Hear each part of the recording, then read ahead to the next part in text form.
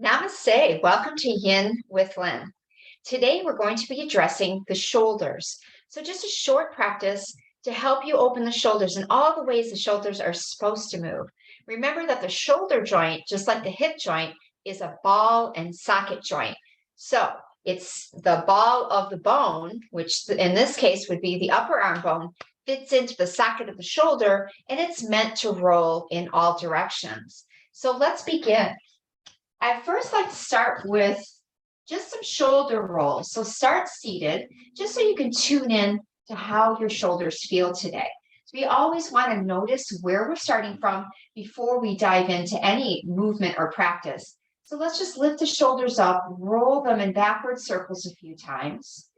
Just see how they're feeling, and then try the opposite. Try rolling them forward. See if there's anything that may get triggered within the shoulder joint. That might be something you'd want to listen to and maybe even avoid. Place your right hand on the mat. Turn your left palm up and stretch your left arm to the sky. How does that feel for your shoulder? If that's okay, start to slide your right hand away from you as you bend to the side, letting your head hang. Maybe your elbow goes all the way to the mat, or you can place a block under your right elbow. And then just let your body be supported. Notice how the shoulder feels. Now, if your shoulder is coming in front of your face like this, it might be better just to stretch this arm to the sky and open up the chest, because it might be the chest muscles that are tight. And just reaching up, fingers spread out, head hanging to the side. This is part of our neck work too, the lateral flexion of the cervical spine. And just for a few breaths, breathe in and breathe out.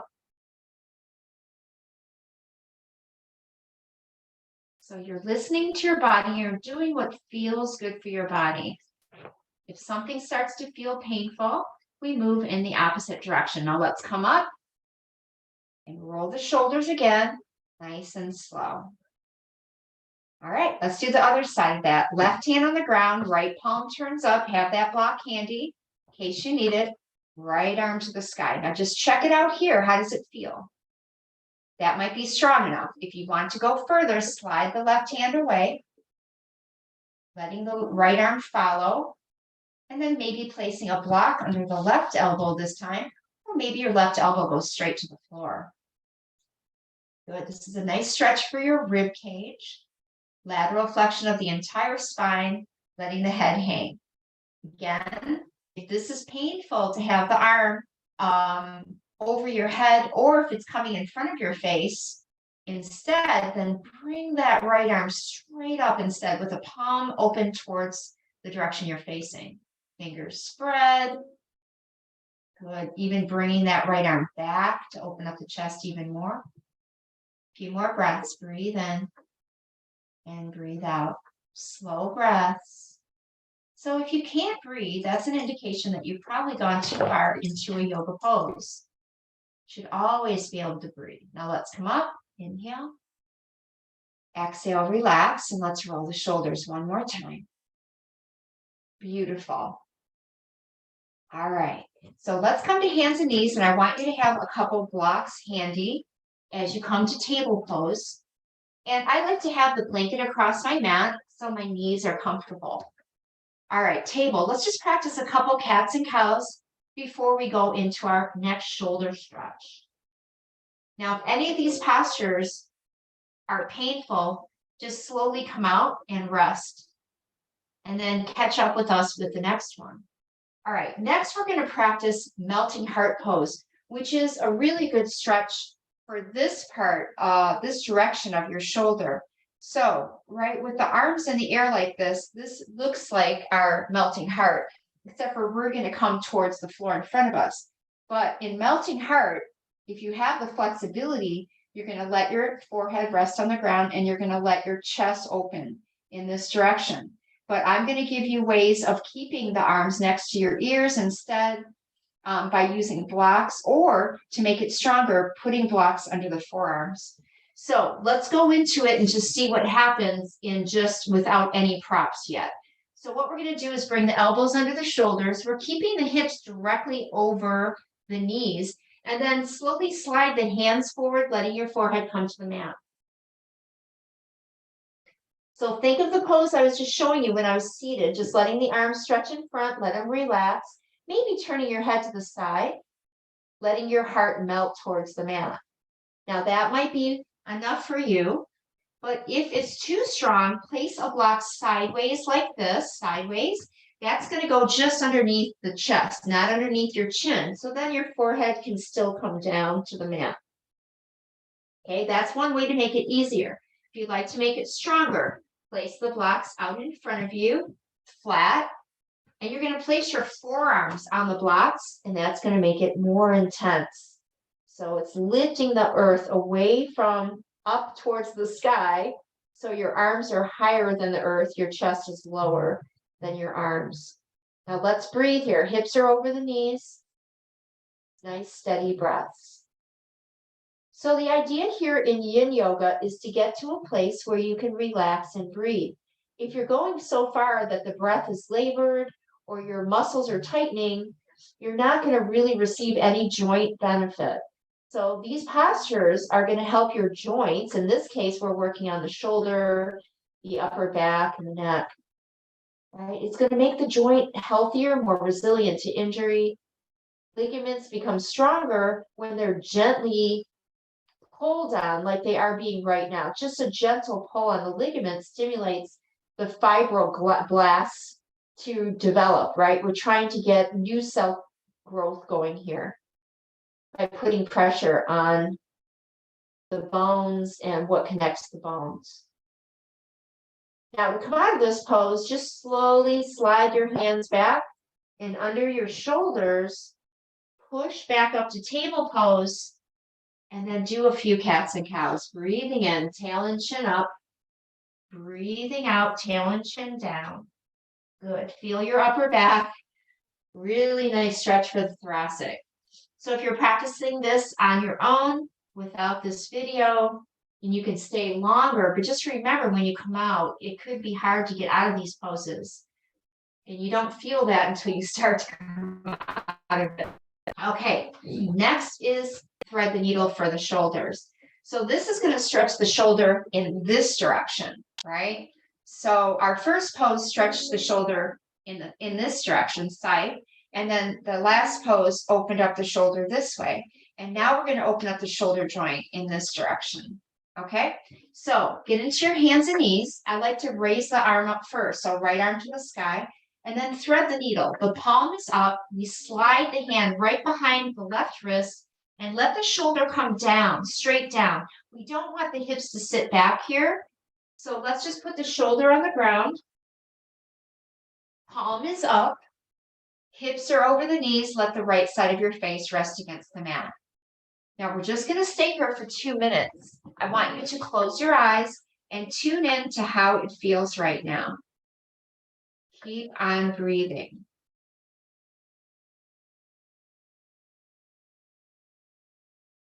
Now, if it feels easy, because we're trying to work at a 5 on a scale of 1 to 10, right? Sweet discomfort, a place you can breathe and relax in the pose. If you're there already, stay. If you need more to get there, lift the left arm up and tuck it behind your back. So now all the body weight is against that shoulder. But please remember in Yin Yoga, this is not a contest. You're not trying to go as far as you can. You're listening to the body and moving to a place of sweet discomfort. It's called the edge, and it's the first tattva or principle of Yin. Now check in with your breath. Make sure you can still take soft breaths in and out. It's going to be different because you are twisting your thoracic spine right now, the upper back. You're stretching through the back of the shoulder. And we're activating the upper body meridians with all this upper body work that we're doing, which includes the heart and lung meridians, small and large intestine meridians, and also the san jiao, which supports the other organs of the upper body, and the pericardium meridian. And the pericardium is a sac that covers the heart. Just a few more breaths, breathing in slowly and breathing out.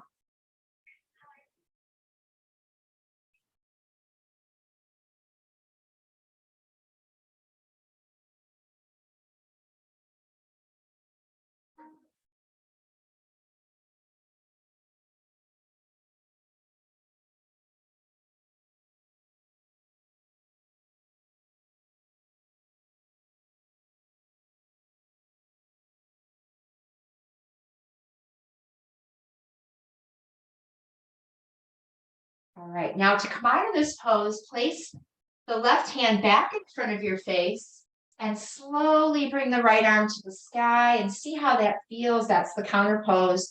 And then gently step your right foot back to an easy side plank. And this is a counter pose for the shoulder. So let your right arm fall back. This is opening up the shoulder to the side, right? Out behind you with the palm facing up or forward. So maybe your arm is straight up, maybe it's falling back. It just depends on your flexibility. Just a few breaths here. Again, let your head hang. You can shake your head yes and no if that feels good. Beautiful. Bring the right hand back down. Take a few more cats and cows. Up and down. Remember, we inhale on the tail and chin up. We exhale on the tail and chin down. Synchronizing breath and movement. All right, let's move into the second side of thread the needle. Left arm this time goes up. And then take that left arm, thread it right behind the right wrist. Palm up, slide it away, letting the left shoulder come to the mat. And you don't have to move the shoulder way over to the right. Just lay it on the mat wherever you're feeling a nice, sweet discomfort pull, where you can relax and breathe. And then just stay here. We'll be here for 2 minutes.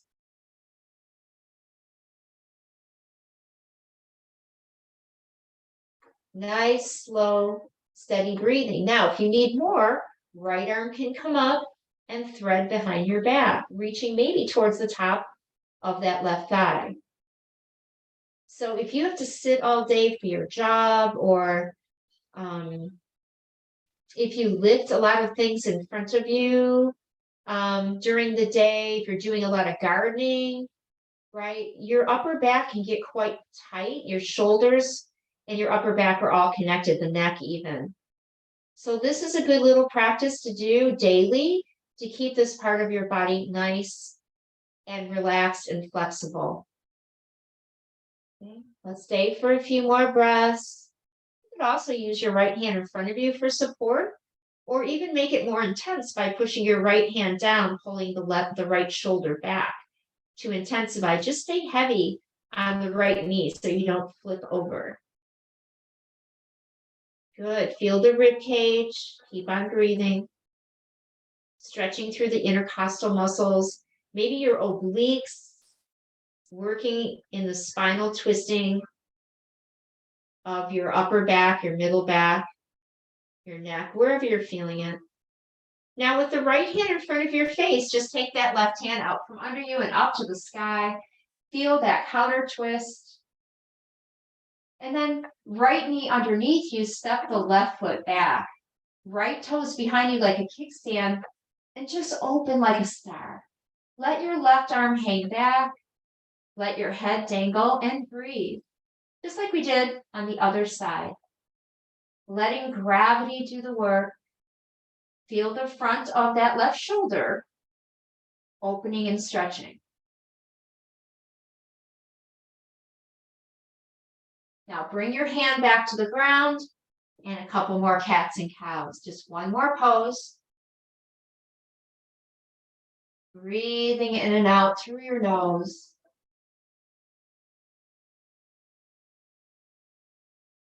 All right, let's find our way down to seated. And we're going to take our hands behind us and our feet in front of us for reverse table. But I also have an alternative to this pose because it can be quite strong. So don't be afraid. I want you to listen to your body instead of your mind that might be telling you it's too hard, but try it and see what happens.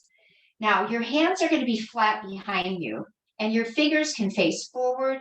They can face back, out to the sides, at any angle that feels comfortable. Now, when I had a cast on my right hand a couple years ago, I did it with fists. So you're also able to do this with fists if you have wrist issues. Just make sure your thumbs are on the outside of that fist, not inside. It's for stability. Now, the feet are hip distance facing straight ahead. You don't want your feet wide or together, just a hip distance stance. Plant your hands, plant your feet. You don't want them too far away.